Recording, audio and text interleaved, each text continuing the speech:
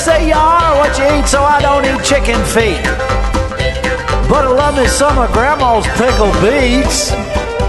Well, cut it up, put it in the pan, throw it over your shoulder and see where it lands right here in Farmer's Kitchen. Maters, taters, beans and corn, the cows in the barn and the sheep's been shorn, kids in the barnyard chasing Grandpa's chicken.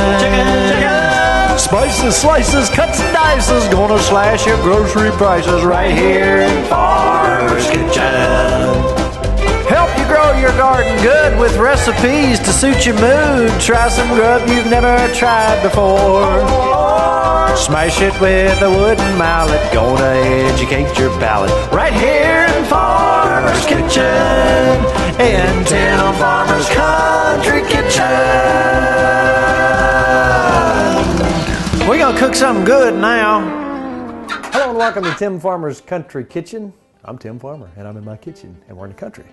You know what? We had a contest not too long ago and we had a winner who won the apron, and also they had a choice of being on the show.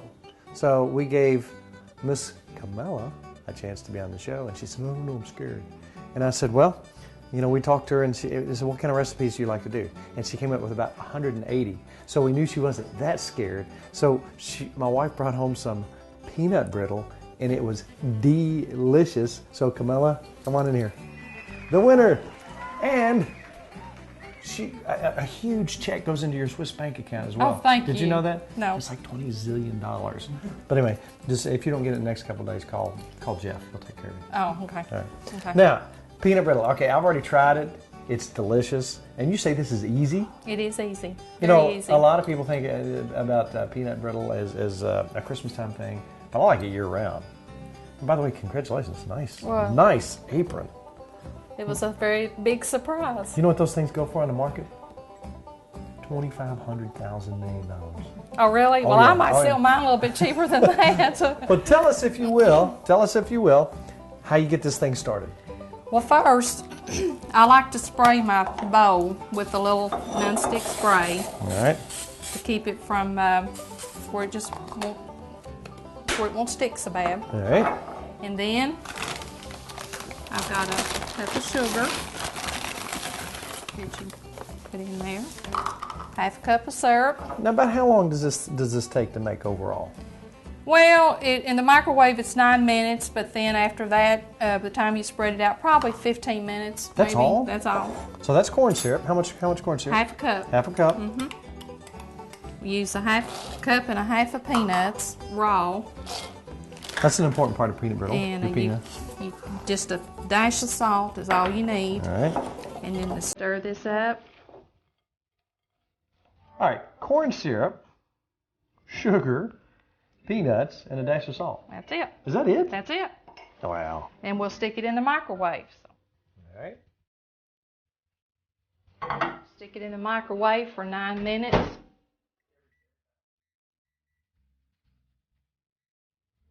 And I will stir that probably a couple of times while it's cooking, just to kind of get it even.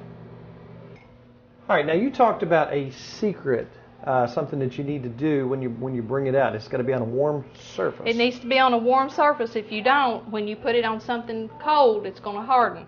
We don't want that. And it's going to be real thick peanut brittle, and that's the secret, is to making peanut brittle. And you need a piece of aluminum foil, which we just happen to have right here. Mm-hmm.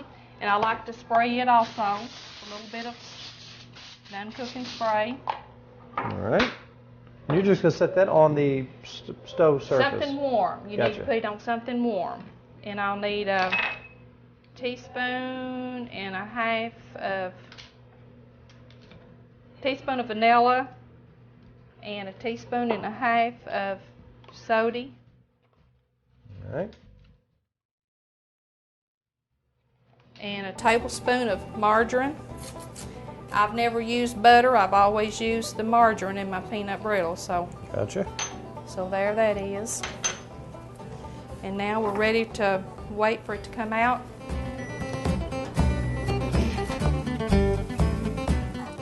Okay, looks like it's finished. Put your margarine in. And your baking soda? I put my baking soda in there. And put my vanilla. And we'll stir it up. Oh man, that smells good. about ready to. So again, after you put all this in, the next important thing to remember is put it on a hot surface. Put it on something warm. So basically the hardening process, as soon as it gets cool, When it hits something cold, it'll harden, and you'll have big old thick peanut butter that you can't, or peanut brittle that you can't even eat. So just start working on it and just spread it out as thin as you can. See, the problem is I already know what this tastes like. And see, we're doing it backwards. We're doing dessert first, but you know what? It's my kitchen. We can do whatever we want. That's right. Spread it out a little bit. There it is. Oh man! See how simple that was to make, Tim? That was easy as a pie. Now you said there's a couple secrets here. One of them, something you better explain to us, because things can go bad wrong. You have to use Domino's pure cane sugar. You can't use just granulated sugar. It will not work. It'll be grainy. It just won't work. So get the pure cane granulated premium Domino sugar. I'm a Domino's person. Now, looks to me like it's about done. In fact, I've already snuck some, but it's really delicious. It is. It's ready to. So when it gets to the point where it doesn't bend anymore and it will break, you bust it up into bite-sized pieces. See, it don't even stick. Now that's country right there. Peanut brittle is just country. So, all right, as we stand here and do things exactly out of order, Mom, I'm sorry, but I'm going to do dessert first tonight.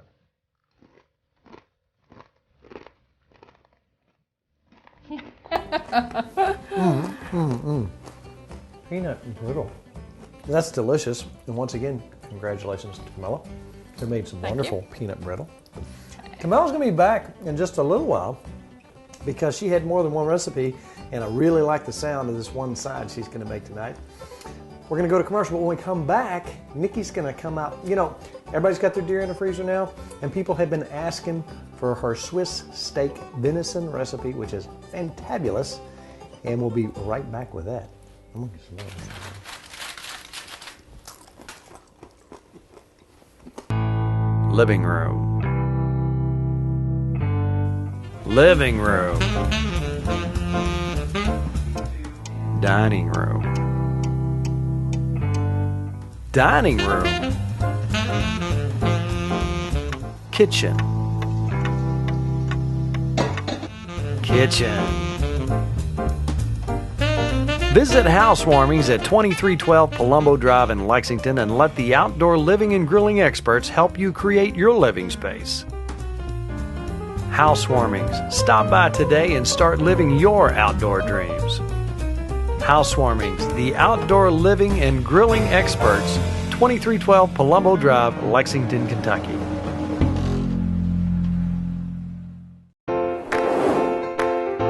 What is it about L81 that tastes so good that makes you want more? Because it glorifies and it has great pep. Well, a true L8 drinker can drink them any way they come, but I like them out of a glass bottle better. What is your favorite memory of an L81? Sitting in a tobacco barn after we got done housing, sitting on our wagon drinking a cold L8. I don't got no memories pretty much. I'm losing them. All right, now you have a lot of recipes that I like. This is one of my favorite. Now we're using deer today. Right. We could use beef. It'd go just fine. And so if you're going to buy beef, what would you use? Probably just a cube steak. Yeah, people buy cube steak. I like to use your deer. I mean, I can. This is a sirloin tip. Right. I like using your tenderloin when you don't know it. What? I know that makes the best. I was wondering, But seriously, I know. you've been using my tenderloin? Right, because it's so good. But this is okay. We're using the sirloin. I saved your tenderloin for you. All right, I'm going to have to start checking behind you once you're digging in the freezer. But this is your deer from this year, right? This is our buck, Okay. sirloin tip. That's about the right size meat. You probably got, what, 2 pounds, maybe 2.5 pounds there. You got a half an onion. You cut it long ways. Yeah, I like that. I got Like butter. bigger, longer pieces. And basically, it's like your Swiss steak. There's very few ingredients in it. You guys, tell us what your ingredients are. We're going to have mushroom soup. We're going to have a little bit of wine. I like canned mushrooms because I like the juice that the mushrooms come in. You can throw extra if you want. We like mushrooms. You like to add Worcestershire sauce. A little bit of beef, salt and pepper. It's pretty easy. You can cook all. What kind of mushrooms? What'd I say? Something What silly. are they? It's in a can. It's in a can. So use the can type. You don't have to use. You're evil. But anyways, what's nice about this recipe is I can make it in the morning and let it cook all day. That's right. You're getting ready to walk out the door. Right. You know you're going to be home, and we love our crock pot. Right. Because basically, if you leave, at 7, 8 o'clock, you're going to get back at about the right time. And it depends on how your crock pot cooks. Know what it does. Right. You probably don't want to put it on high. You want to put it on low. And this is our old beat up one, but I love it. But it does the best. Favorite. And it's the smaller one. We got larger ones, but this one seems to work the best. Can't get rid of it. All right, tell me what you do here. All right, what we're going to do is we're going to go ahead and cut the meat up. Okay. And we're going to make it, I like to make it, I'm going to cut this right in half. All right. I like it almost like a medallion piece. They seem like they cook it better that way. And I tell you what, this is a big old buck deer. We had it processed right. We didn't cut through the bone, and there's no smell. It's not strong, and it's this is an older buck. But once this cooks up in this crock pot, 6 to 8 hours, this meat is falling apart. Right. And you talk about fresh, organic meat, know exactly where it came from, right up on the hill. And this is good meat right here.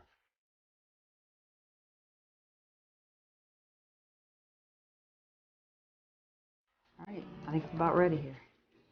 Now, what do you do from here? You take the stove and you brown that a little bit in flour? Right, what we're going to do is we're going to go ahead and melt that whole stick of butter, lots of butter. Okay. Butter makes it good. Gotta have some butter. And then we're going to go ahead and saute the onions just a little bit. They don't have to be done. Then we're going to salt and pepper our meat, dip it in flour, and brown it. And then we're going to throw it all in a pot, and I'll show you what we do then. Let's go with to the all stove. the stuff. All right. Okay, Nikki, you're starting out with an absolute crowd pleaser. You cannot go wrong with real butter. That's right. Always real butter, and I like to use a whole stick because it's good for you. And we're going to let that melt down.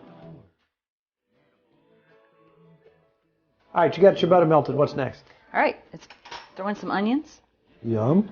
And I like them. I still like them big, and if people like them small, but they're gonna cook down.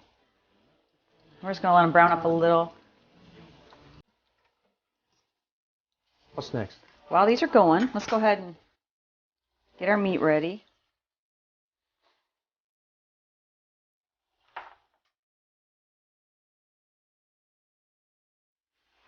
All right, even though these aren't really brown, I'm going to go ahead and start dipping the meat because it's just going to keep cooking as we do them.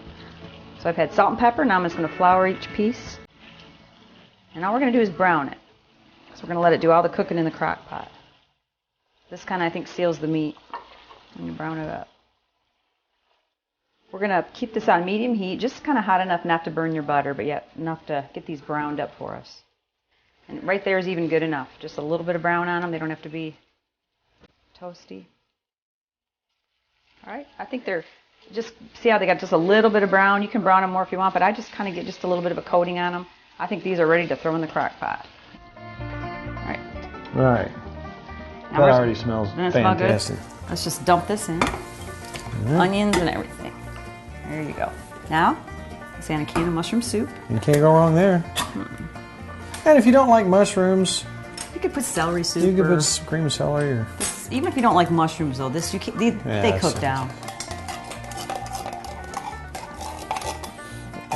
Can of mushrooms, small can of mushrooms, and you can fresh mushrooms if you like. But you like that the juice with the mushroom taste. Let's give them a little bit of beef broth. A little bit of beef broth, and this is my extra added addition: some Worcestershire sauce, about that much, which would probably be about a tablespoon, and about a cup of wine. Red wine. And that is it. Oh my goodness, it smells good. You put any more salt and pepper in it? Or? Yes, go ahead. I always love pepper. You like pepper, you're like me. You see how it is? That's it. Then plug it in, put it on low or medium, 6 to 8 hours? Yeah, 6 hours on high, probably, and 8 to 10 on low. So. And let it roll. And those juices will come out and it'll thicken up and you'll have the nicest gravy. Through the magic of television, here in just about 10, 9, 5, 2, 1. Ta-da. Look what we got. It's time. Now, we eat a lot of venison. Yes, we do. People have seen us can venison, and we use it a lot in recipes. And I've heard so many people say, oh, it's so strong. Well, if you fix it right, if you process it right, you don't have that problem. Now, you make, typically, when you make mashed potatoes, you make red skins. You leave the skins on? I like the skins. Yes, and it's the best part of it. I mean, that's where the nutrients are. I have bad stuff in it. Sour cream, whipping cream. What is it now? All the good stuff. Sour cream? And whipping cream. And butter? And butter, too, yeah. That's what I'm talking about. All right, we're going to make us a pretty little plate here. We're going to dip us out a bunch of taters. We got some candied carrots on the side. That's an easy little recipe thing I came up with a while back, and I have never served these to anybody who didn't like them. We'll show you how to do that later. That's a very, very simple recipe. Put some of that on the side. Now, normally we would have something green, but just for tonight's, this is mainly about the venison. And what we're going to do is we're going to talk about our swimming pool here. Grandma used to say. We're going to take that, and since we like each other, that's right. we're going to share a plate. It makes good gravy. There's a big old hunk right there. Now, by the time this is done, like it is right here, the meat is nice and tender. You could almost make like a venison open-faced sandwich there. Oh my goodness. You go ahead. Because it's hot. You worked the hardest on this. It's good. It's hot. Be careful. Look at that meat. That meat is just absolutely falling apart. And that's your buck. That's your Is that this year's buck? Mm-hmm. Blow them all. You're supposed to blow on it. That's good. And some carrots. Delicious. Yeah, that's a big old 10-point buck. Let me tell you what. If you process the meat right, get it in the freezer, cut around. I don't like to cut through the bone. Get him in the freezer. Delicious. Wonderful, as usual. You know what? Try this. You're going to like it.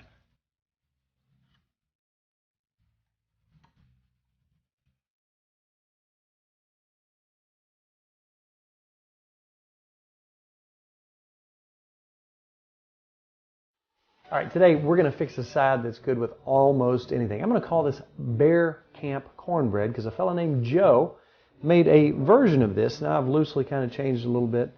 But you know what? You'll never forget the first time you ate something just a little bit different. And I was in Canada. I was in Bear Camp, and this is delicious.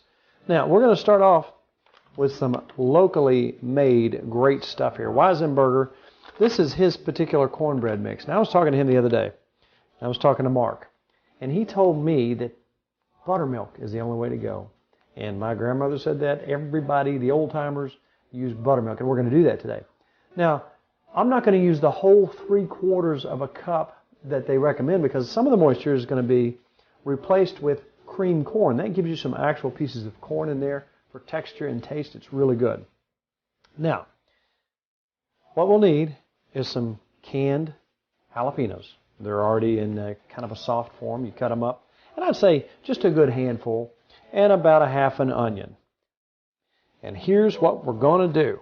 First of all, we're going to tear our package open.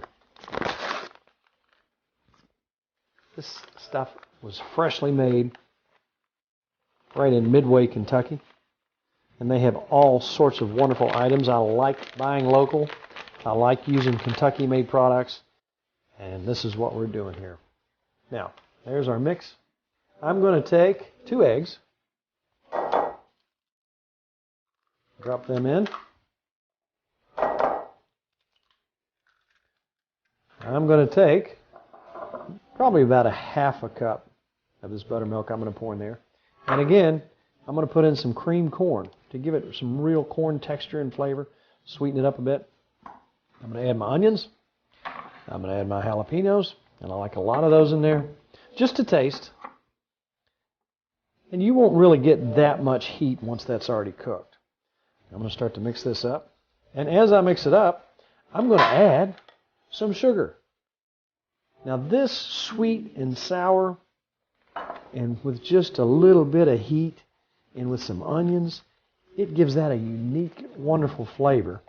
If you put a big slab of real butter on it, it's going to almost be like eating dessert. All right, now I'm going to pour this into our little baking dish. It's just that simple. I'm going to put it in the oven for about a half hour and check it till it's done. And cornbread, you just kind of feel it. When it starts to get firm and it gets brown, you know you're there. Okay, I have let my cornbread stay in, and it's almost 45 minutes. Took a little longer than I thought. And I turned it up a little bit higher at the end to give it nice and brown on top. Take a look at that. That's what I'm talking about. Good Southern-style cornbread from Weisenberger Mill. And you know what? I got me a big piece of butter ready right here, and I'm going to cut me some out of there.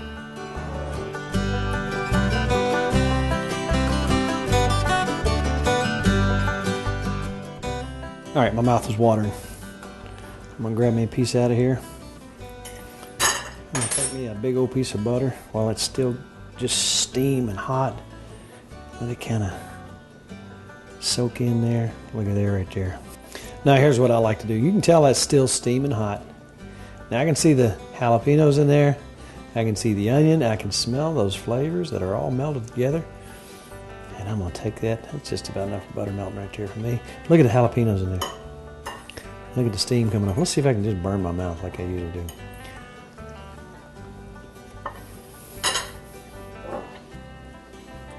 I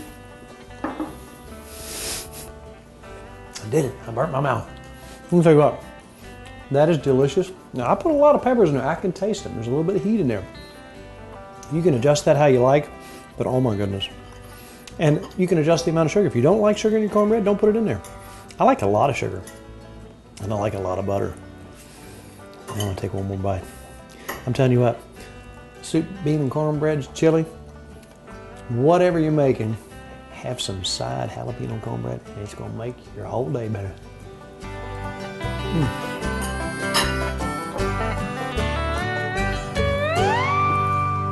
That's good right there. Hello, I'm Tim Farmer here on behalf of Kentucky sheep and goat producers. Want something different tonight? Try delicious Kentucky Proud goat or lamb. From local cuts of fresh lamb and goat to melt-in-your-mouth farmstead cheeses, Kentucky farmers are committed to providing your family with only the finest products from their pastures to your plate. You can find Kentucky Proud goat and lamb products in your grocery store chains like Whole Foods and farmers markets, local restaurants, and it can even be mailed to your home. From fresh meats to farmstead cheeses and spreads, just look for the Kentucky Proud logo to be sure you're selecting the freshest products available. Kentucky Lamb and Goat. Try something different tonight. To find a source for Kentucky Proud Lamb and Goat products near you, visit www.kysheepandgoat.org today. Kevin, are you sure this is okay? We're cool. I know a guy. Hey, y'all. Run! Go! Run! Where'd they go? I was just going to ask them what they were biting on. Go where the pros go for great deals on great gear and 3 easy ways to shop. Bass Pro Shops. Your adventure starts here. Are you sure this is okay? Don't worry, I know a guy. And we're back with Camilla. You know what? It's our kitchen, so we can do whatever we want. You're the grand winner. So we did dessert first, got that out of the way. Thank you very much. And we've had all our other sides. Now that Weisenberger, I'm telling you, if you've never tried Weisenberger cornmeal, they have so many wonderful products. We're going to be doing a show with them shortly. But tonight we're going to finish up with some fried sweet potato stuff. That's not country. I don't know what is. Very country. How you make this? What's your temperature here? I've got it on about 200 to start out with. All Put right. your little oil in here. You can use OO if you want to, but this is What do you corn got oil. there? Corn oil? This is corn oil. Right. And let that get a little hot.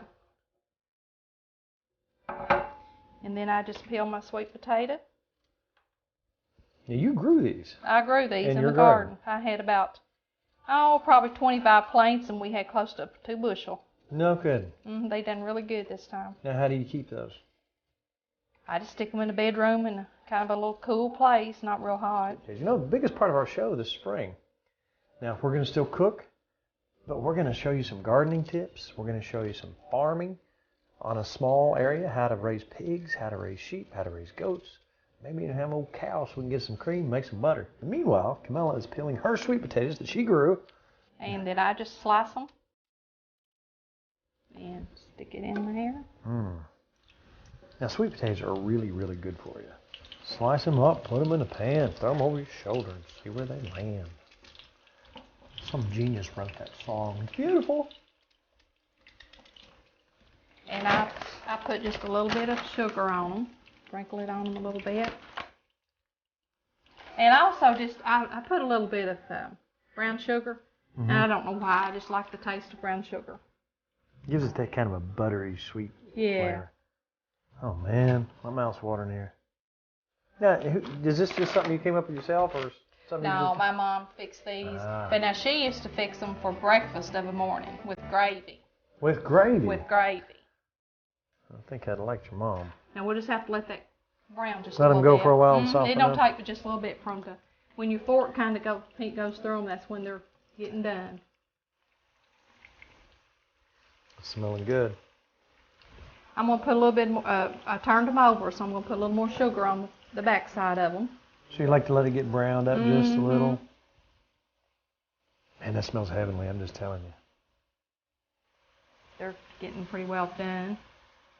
Just get them brown. So this is finger food, right? Yeah. So I can pick, you're not going to smack my hand if I pick this up and just chow down on one, right? You won't want to, it'll be a little bit hot. You might have to let it cool a little bit. I have a problem with digging in before I should and burning my mouth. Yeah, I saw you the other night. You burnt your mouth. You know, I'm always starving because I'm always running somewhere. And then I get back here and I'm seeing all this food and then I dig in and I'm not too bright sometimes. All right, I can't stand anymore, Camille. I got to have one. Let me find you a good one. This one here looks like a good one. Oh, man. Now, I'm going to let that cool. I get excited. No, just look heavenly. You know, down in Mexico and other places, they fry plantains or bananas, and they look a lot like That this. does, don't it? I can't wait to try this. But I'm going to give it a few minutes because I don't want to. You can blow. And this is finger food. I'm allowed to eat this with my... I'm not going to use that fork. I'm going to pick it right up. Ah! It's still hot, Camilla. I'm going to give it a minute. Yep. Don't want to burn your tongue. All right, now I have my medicine on standby just in case I burn my tongue. Ready? Ready. Finger food. Oh, my goodness.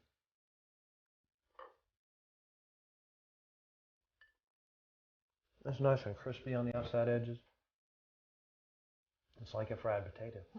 But you get that sweet sweet potato. And you talk about good for you. No. Minus the oil. All right. You gotta have some oil. Well, you can use oil. I'm telling you what, that is delicious. Now you got me thinking about that gravy thing. Well, just fix you some milk gravy and pour the gravy over top of it with your sweet potatoes, and you'll have you some gravy and sweet potatoes. That is delicious, and you need to try this. Get you some sweet potatoes. Slice them up, 1/4-inch thick. Put them in your oil. A little bit of sugar, a little bit of brown sugar. Boom, you're ready to go. This is what you do with your big potatoes. Just slice them up and fry them. And you're good to go. And they're too big to bake. Congratulations once again for that beautiful apron you have on. I know. I'm proud of that. And you know what? Next week we got a great show coming up for you. Remember, check out our website, timfarmerscountrykitchen.com, for all our recipes. Check out our Facebook page. We'll have more contests coming up, including an L8 giveaway.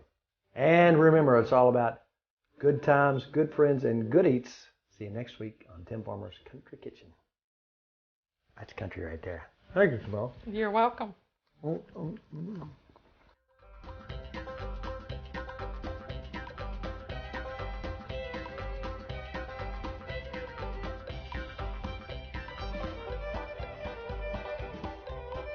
Tim Farmer's Country Kitchen is brought to you by L81, Bass Pro Shops, Elk Creek Vineyards, Housewarmings, Howard's Creek Authentic Beer Cheese, Kentucky Sheep and Goat Development Office, Weisenberger Mill, and Tim Farmer Productions.